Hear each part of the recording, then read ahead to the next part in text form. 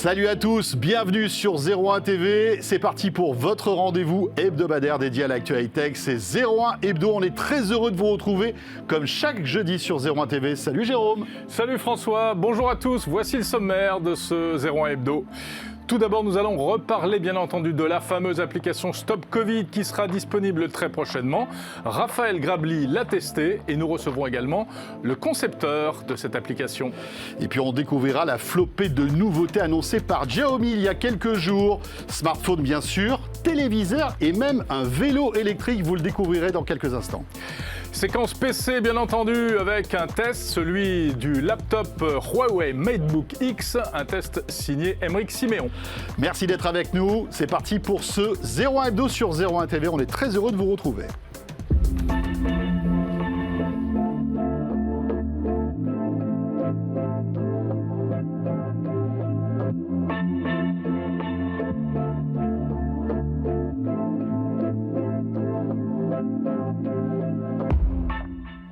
L'apparition furtive de Raphaël Grabli qui est passé tel le fantôme à l'instant dans ce studio. Jérôme, tout va bien ? Tout va très bien François. Écoute, on sera bientôt déconfinés, oui. Complètement déconfit et déconfinés. Croisons les doigts pour que ça fonctionne. Ouais, je trouve que tu es un peu trop bronzé pour un confiné. Je dis ça, je dis rien. Bah écoute, qu'est-ce que tu veux ? Ma terrasse est déconfinée. Et c'est pour ça que j'en profite un petit peu pour tout te dire. Tu as bien raison. Bon, alors vous l'avez vu, hein, un 01 Hebdo qui s'annonce passionnant parce qu'on a énormément de sujets à traiter. Alors, avant toute chose, rappelons que, vous savez, d'habitude, dans ce 01 Hebdo, pour terminer, on retrouve Jordan Cosino. Jordan n'est pas là, vous êtes triste, mais rassurez-vous, il va revenir très vite, il est en vacances, voyez-vous, voilà. C'est pour ça qu'il n'est pas là. Même lui, il a droit à des vacances. Et oui. On ne sait pas trop dans quel état il nous reviendra, mais il reviendra, et bien sûr pour découvrir, comme chaque semaine, les insolites du web. Cela dit, nous avons quand même un programme chargé, on l'a évoqué ensemble. Alors on va parler tout à l'heure à nouveau de cette application Stop Covid, c'est un énorme dossier, on a plein de choses à dire. Mais d'abord peut-être François, la question hebdomadaire, 01 Hebdo Orange. Voilà, et la semaine dernière, justement, on parlait de ces objets de distanciation sociale avec ce petit sticker Invoxia, qu'on avait sur le plateau et que la CEO de Invoxia nous avait présenté. Et notre question était liée à ça. Seriez-vous prêt à porter un objet connecté de distanciation physique ? Eh bien, la réponse est majoritairement non. C'est un véritable raz-de-marée contre ce genre surprise. de... Oh là là là. 66% de non, 34% de oui. Mais encore une fois, tu vois, quand on voit le verre à moitié vide, on se rend compte que plus d'un tiers des Français, en tout cas des personnes sondées, seraient prêts à porter ce type d'objet, ce qui n'est pas quand même complètement à moitié nul, plein même d'ailleurs. Voilà, du coup, c'est ça. ouais, tout à fait. Plein, moitié vide. Alors, et cette semaine, notre question, Jérôme ? Eh bien, on va parler de Xiaomi. Vous savez, la marque chinoise Xiaomi, qui a fait de grosses annonces. Tout à l'heure, nous recevrons, et nous en sommes ravis, son représentant français. Ils vont lancer, enfin, un téléviseur en France. Alors, question, achèteriez-vous un téléviseur de la marque chinoise Xiaomi ? Et vous verrez que les rapports qualité-prix sont assez impressionnants. On aurait pu poser une question aussi, 01 Hebdo Orange, sur la prononciation de Xiaomi, parce que franchement, là, ça fait débat. Hein. Ouais. Je crois que chaque journaliste a sa prononciation spécifique. Je pense qu'il faudrait demander à l'Académie française, qui a toujours de très bonnes idées. Tu sais quoi, d'abord tout à l'heure on posera la question à Yann Liu, notre invité qui est le représentant de France de Xiaomi, qui lui le prononce parfaitement, vous l'avez compris. On parle de Stop Covid, tout de suite on reçoit Raphaël Grabli qui a testé l'application anti-épidémie, c'est l'actu.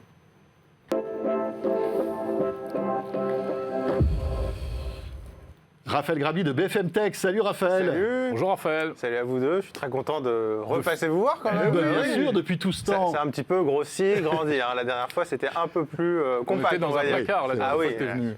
Raphaël Grabli, donc journaliste à BFM Tech, que j'ai le plaisir de retrouver tous les jeudis d'ailleurs sur RMC dans l'émission Vie numérique entre 9h et 10h. Samedi. Le samedi, pardon. Qu'est-ce que j'ai dit ? Jeudi, mais c'est pas grave. C'est n'importe quoi. Donc voilà, et on reparlera évidemment de tous ces sujets sur RMC très vite.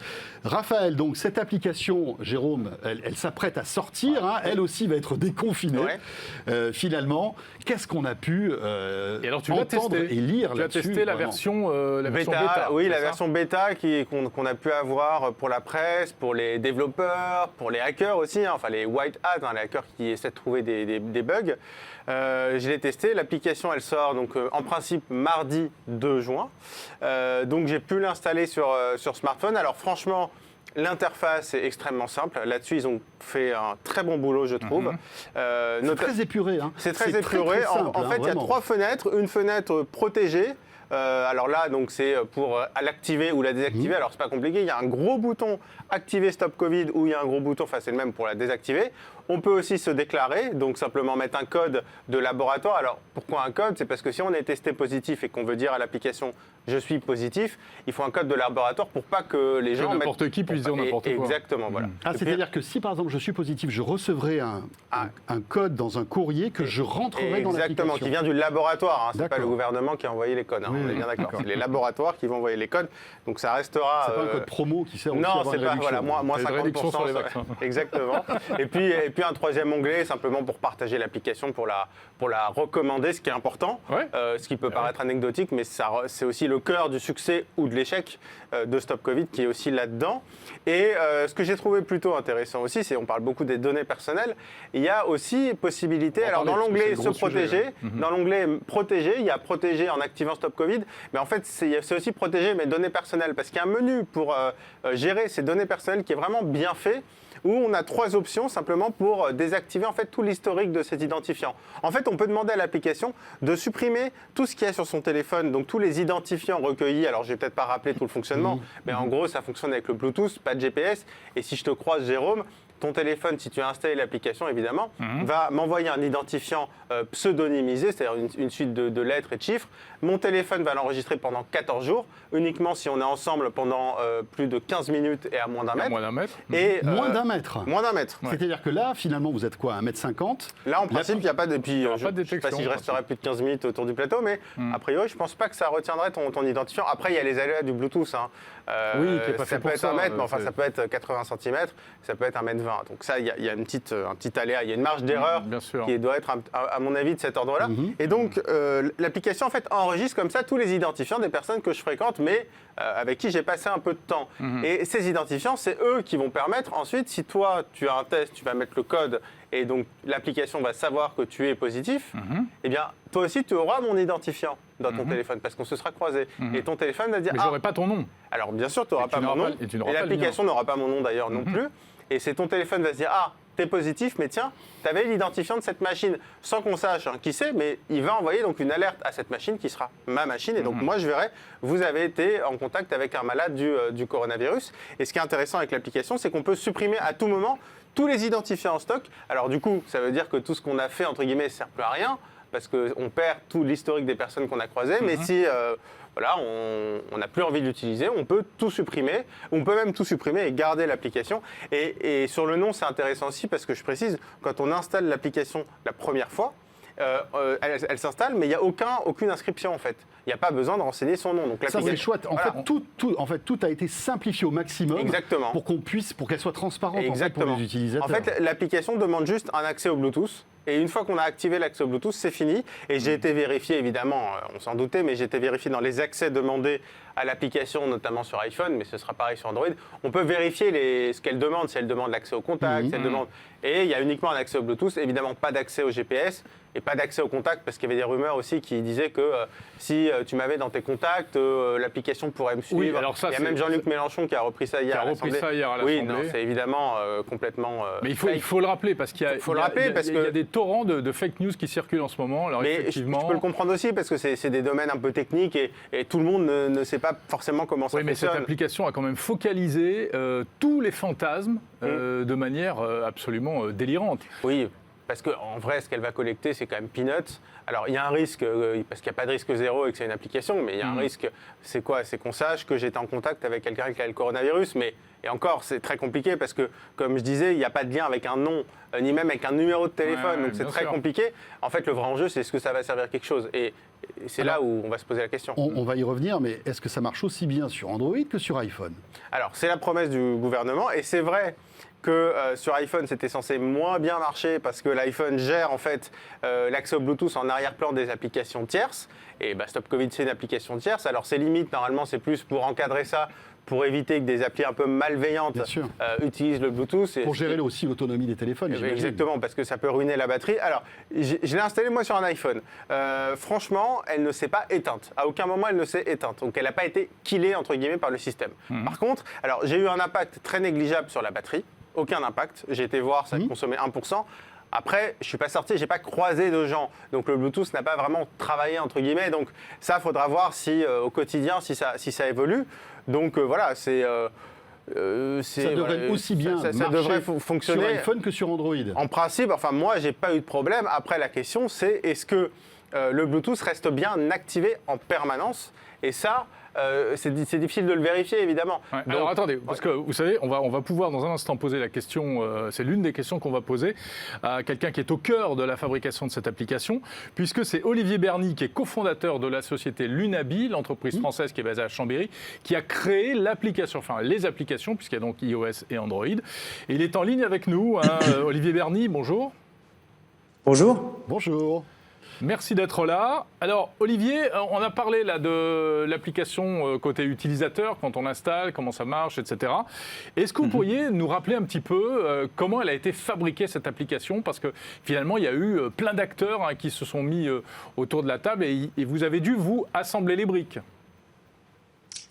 Tout à fait. Alors, en fait, on va dire qu'il y a quatre gros morceaux dans cette application. Il y a d'abord un protocole scientifique technique qui a été établi par l'INRIA et Fraunhofer, un autre laboratoire de cryptographie allemand, qui décrit la façon dont on arrive finalement à prévenir des utilisateurs qui ont été en contact avec la maladie, sans pour autant n'avoir aucune information personnelle les concernant. Donc c'est un petit peu compliqué d'arriver à faire ça, et ça met en œuvre un certain nombre de procédés cryptographiques.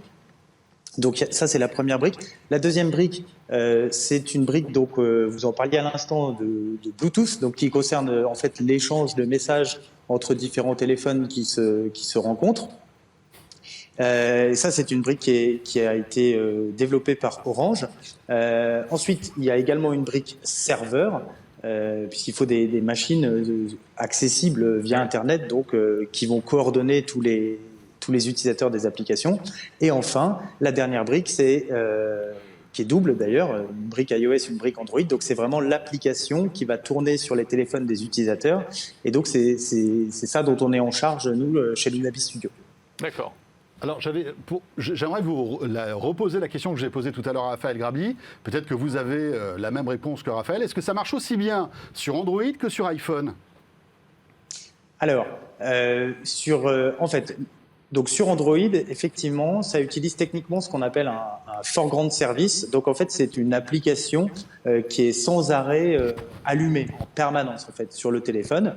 Donc là, aucun souci, le Bluetooth est accessible et disponible pour l'application en permanence. Donc ça, c'est sur Android.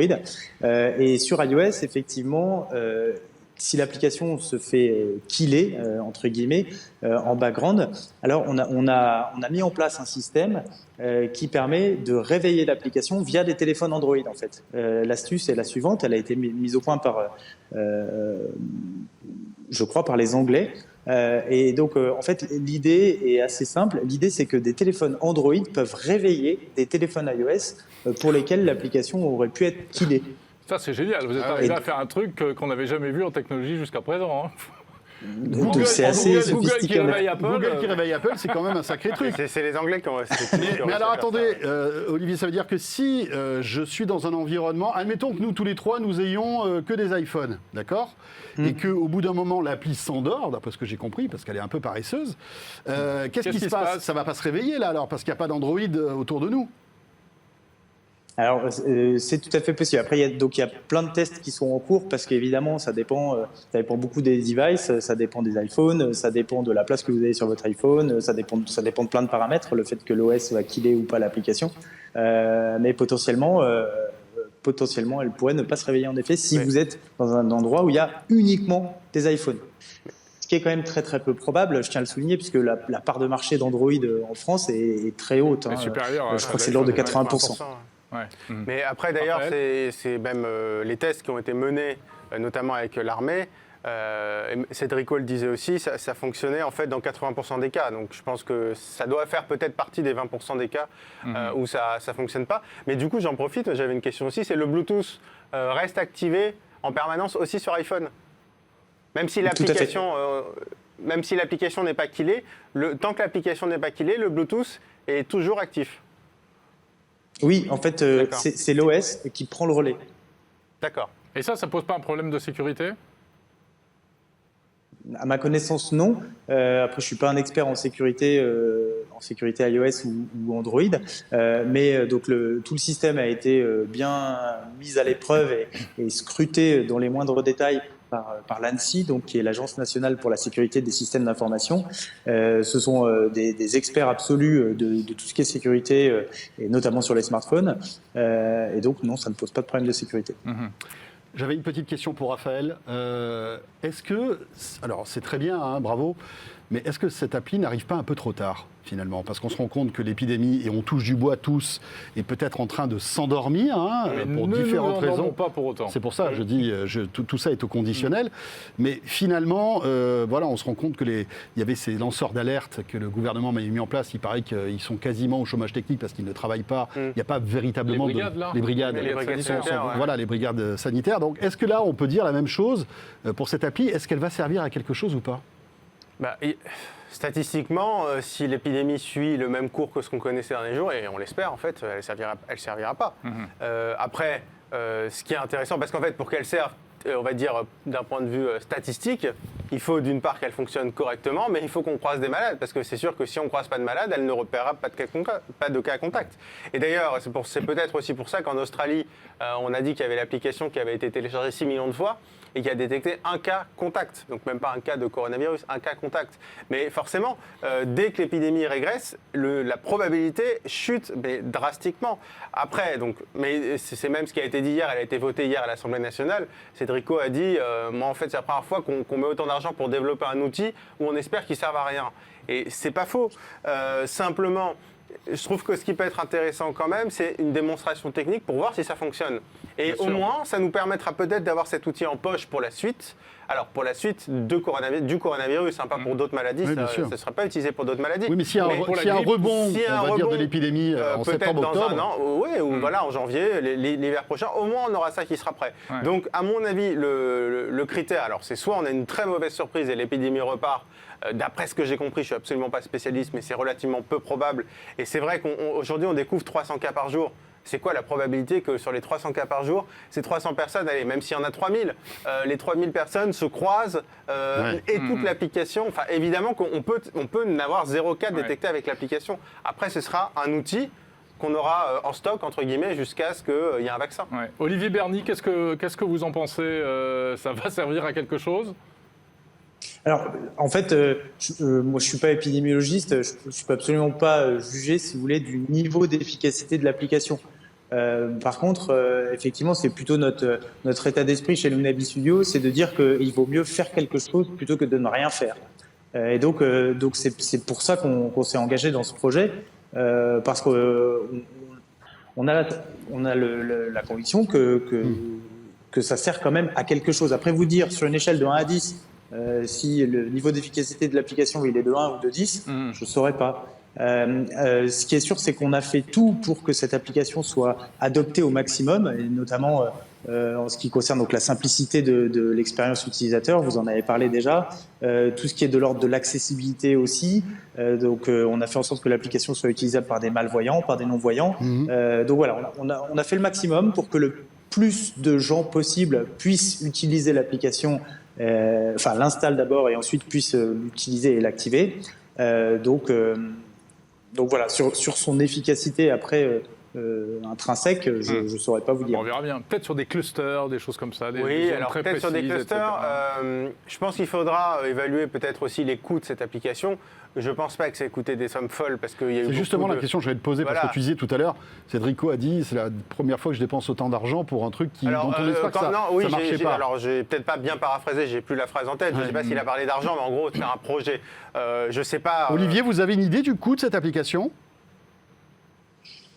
Non, j'ai pas d'idée. Ce que je peux vous dire par contre, c'est que toutes les entreprises privées de cette task force qui construit l'application ont travaillé jusqu'à la première version bénévolement, nous compris. Donc c'est pas tellement un coût en termes d'argent. Par contre, effectivement, il y a beaucoup d'heures de travail derrière tout ça. Et pour être clair, hein, ça fait 2 mois qu'on travaille de 8h à 23h à peu près, tous les jours, week-end compris, pour que l'application puisse sortir en temps et en heure. Mais après, l'intérêt, même si on sort de cette application, je trouve que l'intérêt, ça aurait été aussi de débattre de tout ça, de montrer un peu qu'on est dans une nouvelle ère où nos smartphones peuvent servir à quelque chose. Et même si on voit que ça ne sert à rien et que c'est un échec, et ben au moins on aura avancé. Exactement. Et on saura qu'on ne peut pas compter là-dessus. Et puis on se sera posé des questions sur la vie privée qu'on ne s'était pas posé avant, finalement. Donc après, honnêtement, je ne pense pas que ça ait coûté 1 milliard d'euros. Donc un débat même mondial en fait sur ce genre comment peuvent nous aider nos outils. Je suis sûr qu'on a avancé. Et si le coût à l'échelle de l'État, c'est quelques centaines de milliers d'euros, moi ça me choque pas. Franchement, ça me choque pas. Merci beaucoup Olivier. Merci Olivier Berny de l'Unabi. Merci à vous. Et merci Raphaël Grabli d'être passé nous voir, de nous avoir expliqué tout ça en détail. Merci beaucoup. On va parler de... Merci. Oui, on va parler maintenant de smartphone et de télé. Alors, on va carrément changer de secteur, puisqu'on va s'intéresser aux nouveautés que Xiaomi a annoncées. Et nous sommes très heureux d'accueillir le porte-parole de Xiaomi France, le manager France, Yan Liu, tout de suite.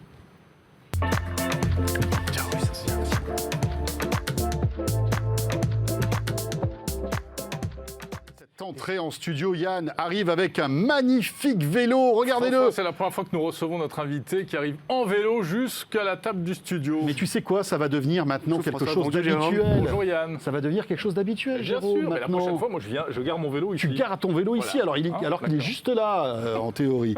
Yann, merci d'avoir accepté notre invitation et bienvenue sur le plateau de 01 Hebdo. Vous êtes donc le manager France de... Xiaomi. Xiaomi France. Comment prononce-t-on Xiaomi, s'il vous plaît? Je crois que si à la chinoise on dit Xiaomi, beaucoup de Français disent Xiaomi, mais les deux nous vont. Les deux, à la fois qu'on reconnaît que... L'important, c'est qu'on parle de vous. Ouais, voilà.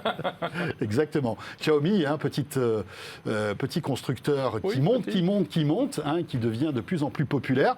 Vous avez fait des annonces cette semaine, vous avez annoncé beaucoup de choses. Smartphone qui est là, c'est le Redmi Note 9 que nous avons en main, c'est la nouvelle version, on va la détailler.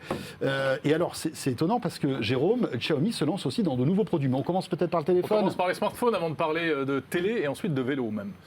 Puisque vous êtes venu en vélo. Donc, alors, c'est Redmi Note 9, sachant qu'il existe des Redmi 10, mais qui ne sortiront pas en France pour l'instant, en tout cas.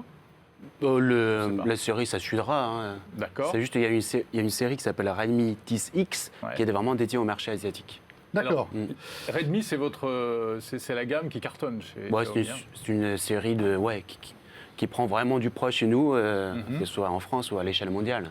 La Redmi, la série de Xiaomi. Alors, quoi de neuf dans cette nouvelle version du Redmi Note 9? 3 modèles, c'est ça? Oui, voilà.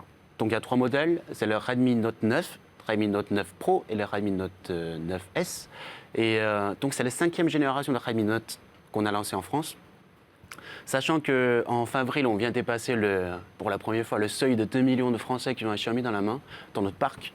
Donc, c'est plutôt on est content. Ça a dépassé même notre expérience. Avant qu'en 2 ans d'anniversaire, on a déjà fait passer 2 millions, c'est très bien. Et parmi ces 2 millions-là, il y a presque 40% d'utilisateurs de Redmi Note. Donc on parle de Redmi Note 5, Redmi Note 6, Redmi Note 7, Redmi Note 8T, etc.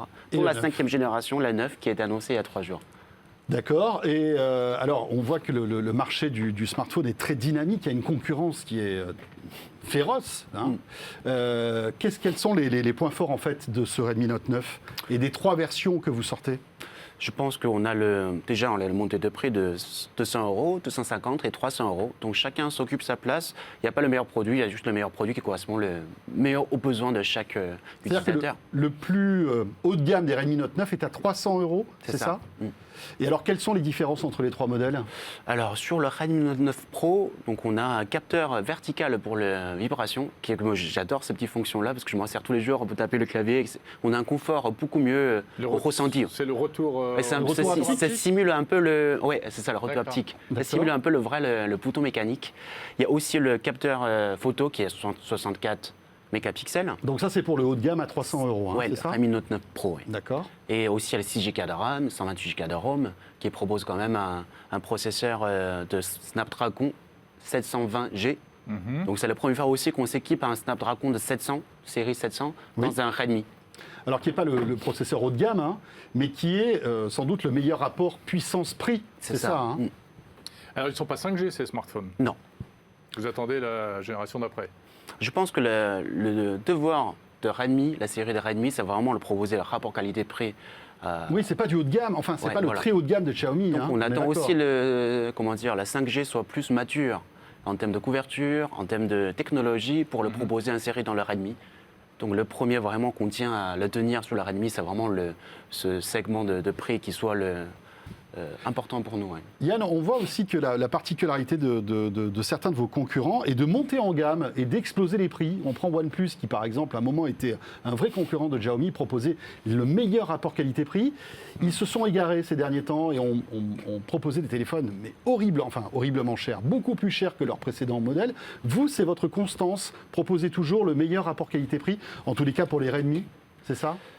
En tout cas, notre slogan, c'est innovation pour tous. Donc, on a le Redmi qui varie de 200, 250, 300 €. On a également aussi le Mythis qui va démarrer de 800 € aussi.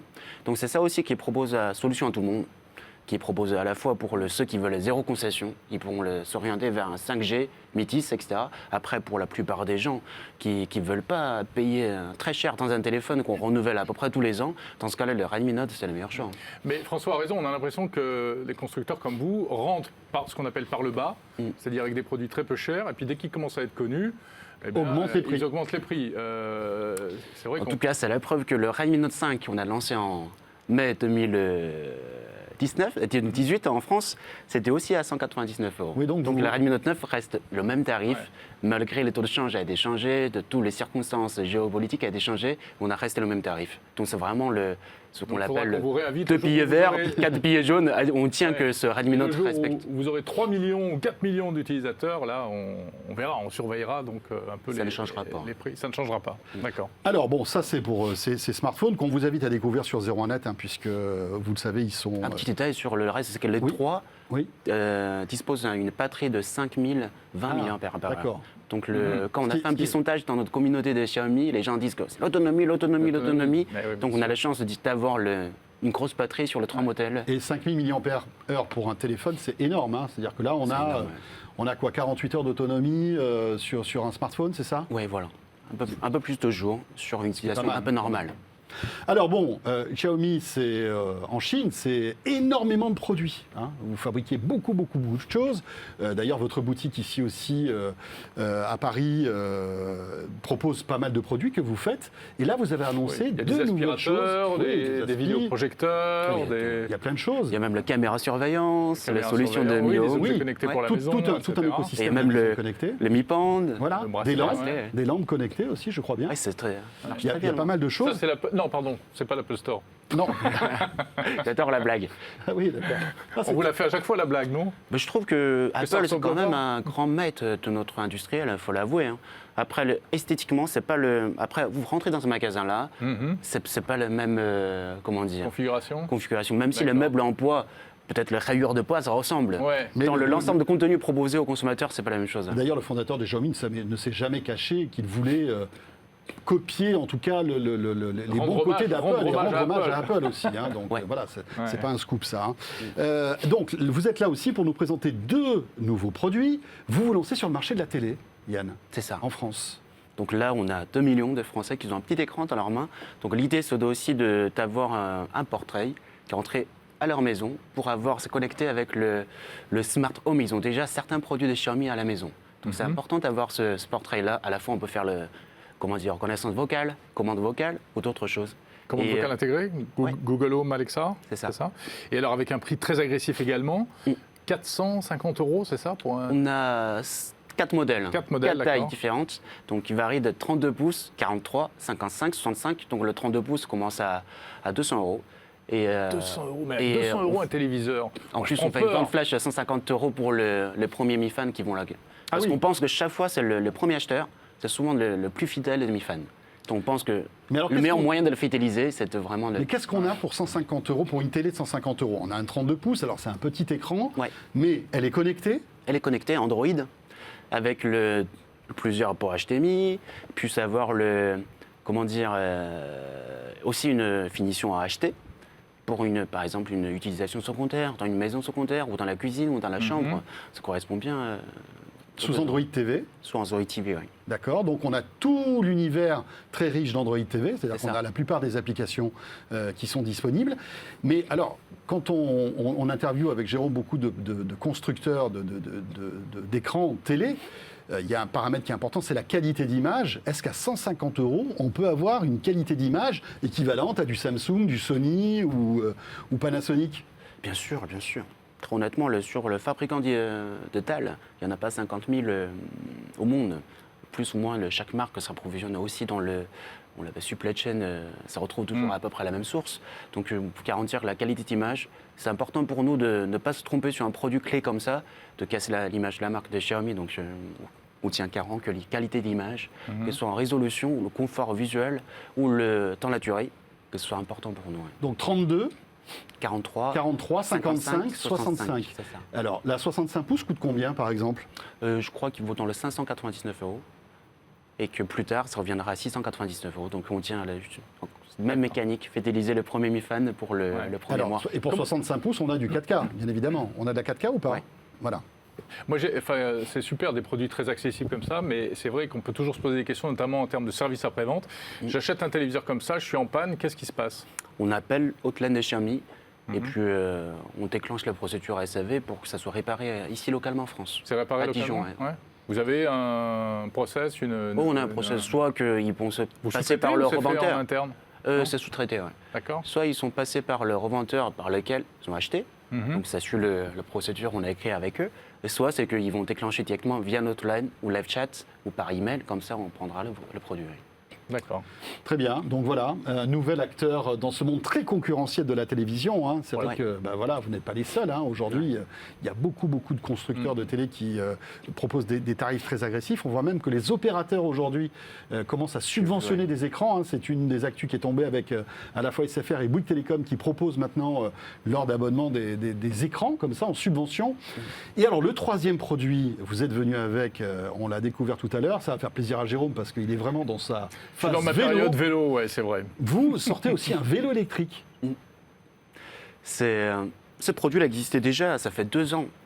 J'ai su un peu le cours de conception parce que c'est le moment que je suis chez l'équipe de Xiaomi à l'époque. Donc le HQ nous posait déjà est-ce que ce produit-là pourrait correspondre la France, c'est un grand pays de vélo, etc. Quand vous dites Donc, HQ, c'est évidemment la c'est les maison sièges, mère. ouais, hein, maison mère. c'est les sièges et le maison mère. Et on parlait déjà, la France c'est un grand pays de vélo, qu'est-ce que ça peut faire, etc. Donc on a commencé à été un peu le siège de reconçoit le produit, à la fois la taille, pour que ça soit pas trop petit, parce que pour le pays asiatique en général, on a la taille un peu moyenne que le. Et donc il a fallu européen. réadapter le vélo pour le client Un petit peu, européen. ouais. Un petit peu, Ah, c'est d'accord. ça. Donc il est un petit peu plus grand. Un c'est ça petit peu, au moins pour comment dire, ici, la longueur, pour que ça soit adapté là, un peu plus longuement. D'accord, ok. Alors sinon, c'est un vélo assistance électrique, C'est ça. pliable, Pliable. c'est ça, avec des petits trous comme ça, donc c'est pliable. Pliable, ouais. Je suis venu, donc après, souvent, Après, le vous- pliable dans le transport, c'est pas évident parce qu'on Oui. doit enlever les selles. Vous C'est pouvez- pas vous pouvez le mettre concept dans- de plier, mettre dans le transport, de repartir avec. Par C'est contre, pour le plier, coffre, par exemple, voilà, dans pour le le coffre, coffre, ouais. ou alors pour ça. le monter dans un petit appartement, quelque chose comme ça. Ranger dans le cave Mais sous vous le le lit, mettez ça pas c'est dans bien. un sac à dos, quoi. Ouais, ouais. Et par contre, il est léger. Combien 14 kilos. 14 Et kilos. que j'ai aussi eu un vélo comme ça auparavant, à peu près le même, un peu plus petit, mais c'était déjà à peu près 20 kilos, je crois. Ah ouais.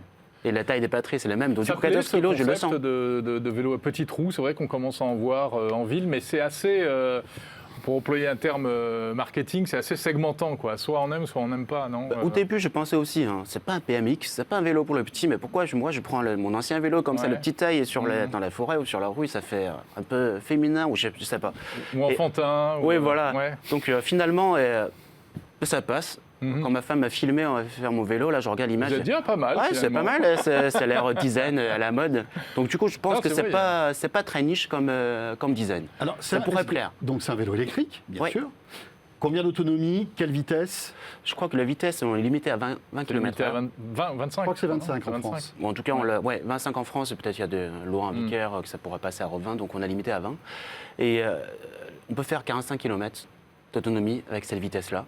En chargeant la batterie? En chargeant la batterie, le full charge de batterie à 45 km. C'est une batterie amovible? Non, on l'enlève pas, on charge, Non, on branche le vélo. On est obligé de brancher le D'accord. vélo pour le charger. Ok. Ah d'accord, donc si on est en appartement, il faut monter le vélo. le monter pour pouvoir le recharger. C'est ça. Bon, moi, comme ça, on ne se le fera pas voler. Ça, c'est un sujet qu'on évoque régulièrement Ah ouais. sur Et 01 TV. Et contre le vol, il y a une protection, il y a un GPS, il y a quelque chose ou... Il n'y a pas les GPS trackers. Par contre, l'avantage, c'est qu'avec l'environnement de Xiaomi, avec Mi Home dans l'application, on peut le verrouiller.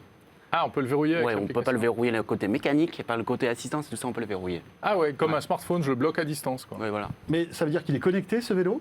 Il est connecté pour voir la batterie restante, il est connecté pour voir le parcours, combien de kilomètres on l'a fait, etc. Par contre, il n'y a pas le tracker GPS, mais il n'y a pas d'autres informations. Voilà.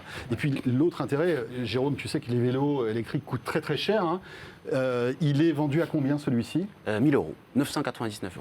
Voilà, c'est-à-dire que pour 1 000 €, on a un vélo avec plus de 40 km d'autonomie, 20 km/h et connecté. Donc ça peut être aussi une bonne alternative pour tous ceux qui veulent débuter dans le vélo. C'est ça. Alors, on va reparler de vélo tout à l'heure avec Dimitri Charitsis. Ouais. Mais on devait parler de télé avant de parler de vélo avec Dimitri. Voilà, parce que les actus se croisent. Peut-être, juste avant, on pourrait peut-être aller faire un tour du côté de la question orange, François. Je ne sais pas ce que tu en penses. Mais c'est une très bonne idée, mon cher Jérôme, comme toujours. Tu as toujours de très très bonnes idées. Je te remercie. La question 01 Hebdo Orange de cette semaine, justement, puisque nous accueillons le porte-parole de Xiaomi France, achèteriez-vous une télé de la marque Xiaomi? Eh bien oui, à 51,5%. Alors il y a un nom qui est quand même assez important, 48,5%, mais je pense que c'était avant que vous puissiez convaincre tous ceux qui nous regardent. Donc n'hésitez pas, vous pouvez continuer à voter sur le compte Twitter de 01 Et TV. qu'est-ce que vous en pensez, Yann? Ça vous fait plaisir? Vous dites qu'il y a du monde à convaincre, mais qu'il y a un potentiel? Je pense qu'il y a un potentiel. Mais après, c'est important, ça reste un produit clé. On n'a pas la vocation de conquérir le marché aussi vite qu'on le souhaite sur le commerce. Oui, puis vous n'avez pas une image de marque comme un Samsung, par exemple. Il va falloir créer aussi, vous forger cette image de marque. C'est ça. Restez avec nous parce qu'on va parler d'un truc qui va vous intéresser. Alors, je l'ai dit tout à l'heure, dans un instant, on va faire un gros focus sur une offre vélo très spécifique chez Decathlon. Ça va vous intéresser, c'est super, on verra ça avec Dimitri. Mais Dimitri est déjà avec nous pour une news télé. Dimitri, tu es là? On n'entend pas Dimitri. Oui. Ah, ça y est, nous on t'entend. avons Dimitri. Dimitri, donc, alors tu as dû sans doute entendre notre invité, il y a lieu de chez Xiaomi. Alors toi, tu as une autre télé à nous présenter. On parlait de Samsung, justement, c'est Samsung qui s'y colle. C'est une télé un peu particulière. C'est pas tout à fait le même prix de télé que les Xiaomi qu'on vient d'entendre. C'est une télé, c'est aussi pas le même usage. C'est une télé un peu particulière. C'est Samsung qui la lance. Et ça s'appelle Terrace ou The Terrace, selon votre niveau d'anglais et votre envie de vous la jouer.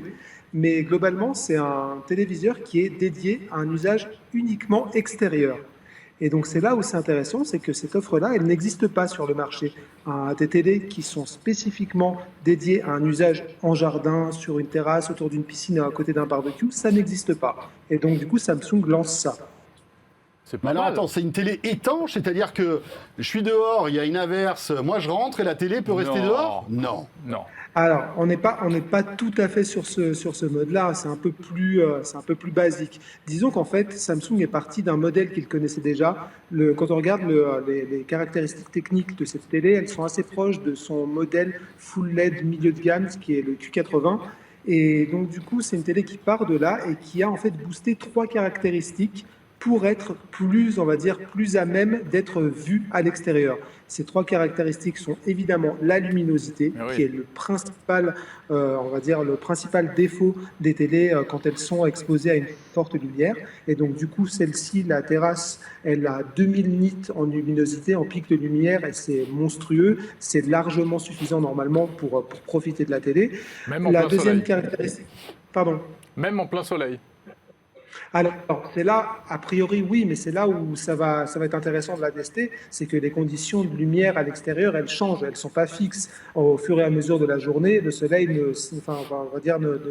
n'illumine pas de la même façon, et donc du coup, on va voir comment la télé réagit par rapport à ces conditions changeantes. Mais sur la base, sur le principe, 2000 nits, c'est très bien. Un modèle haut de gamme il y a un an, c'était 1000 nits à peine, et on va dire qu'un modèle de calibration de cinéma, un écran de calibration de cinéma, c'est 5000 nits. Donc c'est quand même quelque chose, quand on est à 2000 nits, on est quand même dans des valeurs qui sont très élevées. Et donc du coup, à côté de ça, on a donc la luminosité qui est augmentée. T'en parlais, François, c'est la capacité à rester dehors. Et donc du coup, ces télés, leur télécommande et aussi la barre de son qui va avec, elle est IP55. Et donc du coup, on va pas résister à une averse, hein, mais par contre, on va résister à des éclaboussures, à un peu de poussière.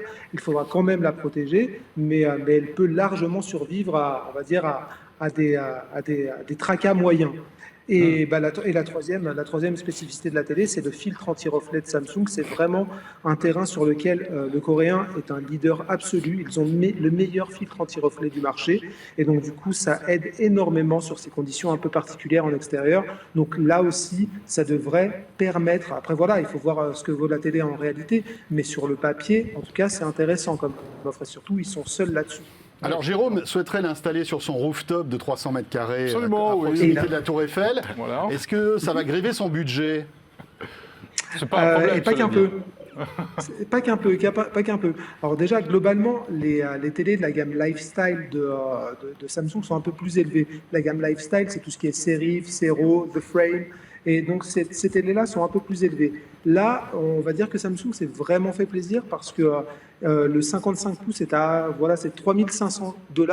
Évidemment, pour le moment, la télé est réservée au marché nord-américain. Donc, en gros, ça va de 3 500 à 6 500 $, ce qui va donner à peu près la même chose en euros. C'est très cher. Je parlais du Q80 tout à l'heure, qui est le modèle similaire, mais on va dire pour l'intérieur, pour une utilisation classique. C'est environ 1 000 €. Donc, c'est 3 fois plus cher qu'un téléviseur classique. Ouais, Je pense que Jérôme préférera... Je pense que Jérôme préférera sortir son téléviseur dehors et le rentrer quand il le faut. Oui, enfin, je vous rassure, quand tu as un rooftop près de la Tour Eiffel, je pense que 3500 €, c'est pas vraiment le problème. Non, mais ce qui est intéressant, c'est qu'on se rend compte que cette télé qui est IP55, etc., avec surboostée en luminosité, fait le même prix à peu près que le modèle 8K qu'on met dans le salon chez Samsung, non? C'est une très bonne remarque, effectivement. Non, mais après, encore une fois, ils sont les seuls sur ce marché-là et ils ont les arguments pour convaincre. Alors voilà, on est d'accord, on ne s'adresse pas au même public que Xiaomi et encore plus parce que là, c'est vraiment réservé. Alors d'abord au marché nord-américain, au pool party de cet été, quoi, donc pas tout à fait pour nous.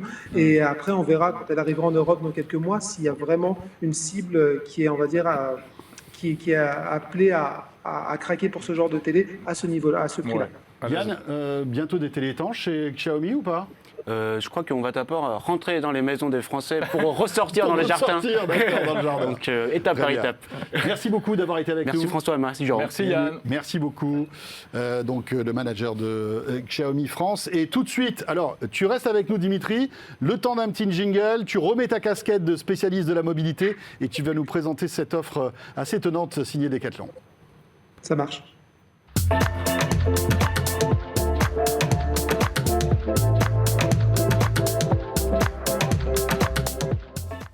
Tout roule sur 01 TV dans Ça lui va 01 bien son casque, Hebdo. hein, son casque de vélo à Dimitri lui va parfaitement. Oui. C'est très dur de trouver un casque à ta vrai, taille en général. C'est vrai. Dimitri, alors là aussi, et en fait, c'est toi qui as dégoté ce scoop, hein, puisque tu en parlais déjà la semaine dernière sur 01net. Tu as annoncé en avant-première que Decathlon était en train de préparer une offre de location de vélo.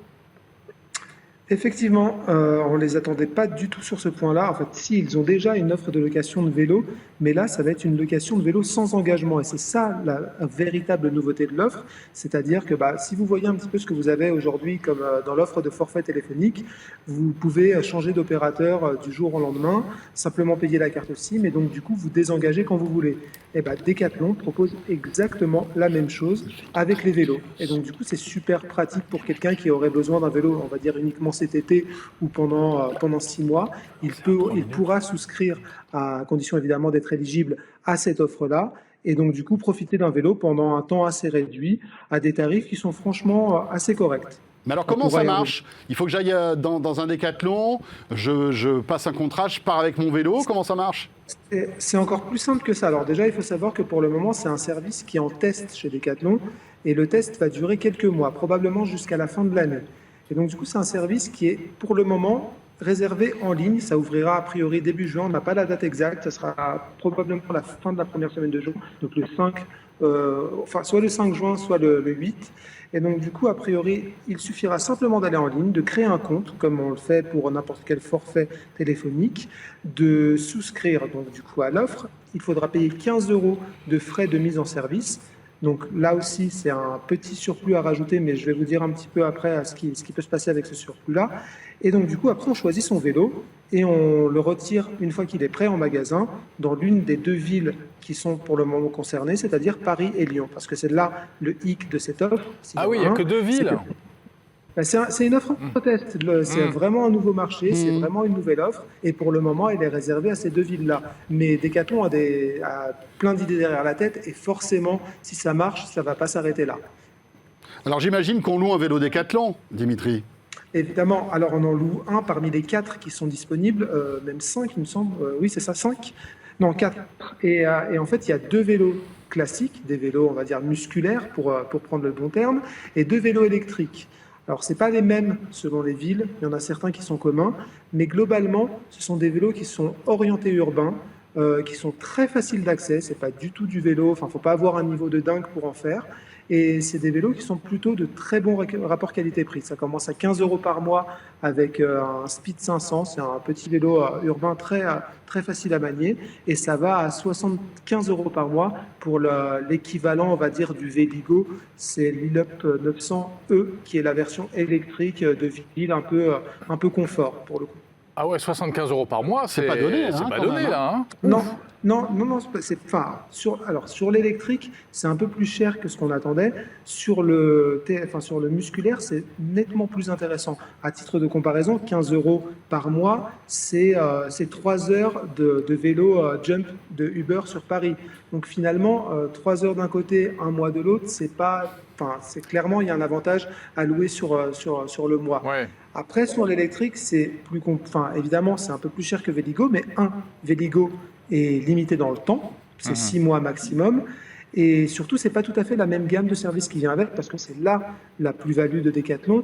On ne fait pas que louer un vélo, on loue aussi un pack de services qui va avec, qui vont de l'entretien à la réparation, au dépannage quand c'est possible, c'est-à-dire que si vous crevez à mi-chemin entre chez vous et le travail, il y a quelqu'un de Cyclofix qui est le partenaire de Decathlon sur ce coup-là, qui viendra a priori vous dépanner et vous pourrez repartir.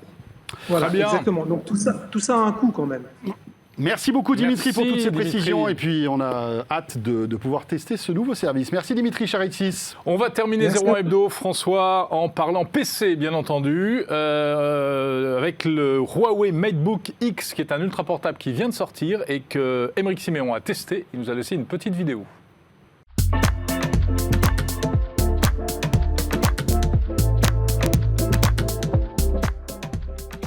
Le MateBook X Pro 2020 de Huawei. Alors, cette machine, c'est quoi? C'est un ultra portable pour commencer. C'est un ultra portable 13,9 pouces. C'est une taille qu'on n'a pas franchement l'habitude de voir dans le monde de l'ultra portabilité, mais voilà, qui a le mérite d'exister.